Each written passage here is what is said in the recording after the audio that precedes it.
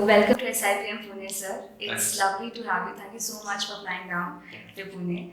So my first question would be, is this your first time visit to Pune? And also, where else have you been to in India since you joined in Gurgaon office? So this is not my first trip to Pune. I've actually been to the campus before for a pre-placement talk last year in November. Yeah. I've been in India for 14 months, and in that time I've managed to see Darjeeling, just I guess my accent's bad. Yeah, Darjeeling, Jaipur. I've been to Bangalore. I've been to Mumbai.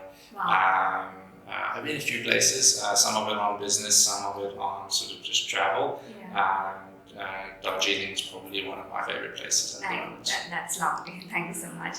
So my next question to you will be, you have been majorly working in sales and marketing functions, and you have also served as the CEO of a few companies.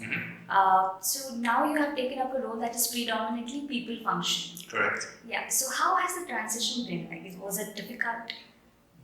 So I think that no matter where you work, you're always connected to people in some way. Yeah. And leading teams and leading people, understanding what type of people you need in order to be successful is I think, a critical attribute that you need as a leader.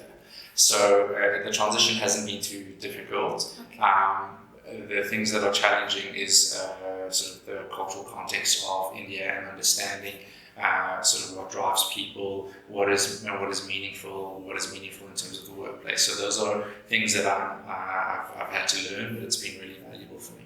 Okay. So South Africa, then Portugal, and now Gurgaon. It's been a tremendous journey for you for the last 4 years. So what are the key differences that you found in the workforce in India as opposed to those in South Africa or Portugal? So I think that the work environment in India is probably the most competitive out of all of the markets that I've been to, which puts a lot of pressure on those entering the workforce. The talent here I find is really at a very high level of education and intellect, which is really great. So that's one of the major differences, and I think that the speed at which things happen. Yes. So India moves very, very quickly. Portugal doesn't move as fast, and South Africa is kind of a mix between Portugal and India in terms of speed. Okay, thank you. So my next question is, given the financial constraints for a startup setting for an organization, how does one go about employer branding in B schools? The context to my question is, many large organizations, they compete to recruit talent from premier B schools in India. That's what happens here. So, do you think a startup should venture into this space, or when is it the right time to do it? So I think that engagement isn't really that expensive, right? So when you're thinking from a startup perspective, whether you should engage or not, is not the main question. I think startups are generally very good at doing things without budgets. The question is really about what are the outcomes from that. And investing time at B schools when you maybe can't compete with salary brackets, or you can't compete with the big names that students typically go for. You have to think about being innovative and connecting with them before they make that decision about going more sort of traditional routes or more established brands. So I think that you should, but you have to be a little bit innovative about how you approach it. Going through the standard sort of placement structures maybe not be the best way. Developing case studies for people to experience your business and your culture and the problems that you're solving is probably a better way to go about it. Okay. So you are an advocate of work culture, about skills and experience, and that is what I captured from your past interviews. So how can we make sure that the recruits understand the values and culture an organization hold before starting off? And also, how do recruiters assess potential employees based on cultural fitment? So I think that companies have to be very good at presenting their culture up front. Yes. So, and that starts with where you start seeding your message and how you start seeding your message. So if I'm coming to a campus, I have to send the right people who embody our culture, so people get a sense of the type of people who work in the organization. Then the communication that I share about the company needs to kind of reflect that. So if we're a very transparent and open and candid company, our communication should reflect that too. And then through our interview process, we should be highlighting these things in terms of what we're looking for. So I think that we have to be very clear about that, so that recruits understand kind of what they're getting into. I think it would be a terrible mistake for someone to go through the whole interview process, get placed, then enter the company and realize that this is not for them. So it's also about both parties being incredibly honest with each other. And if you get to that point, then you have a high probability of success within your role. Yeah, okay, good.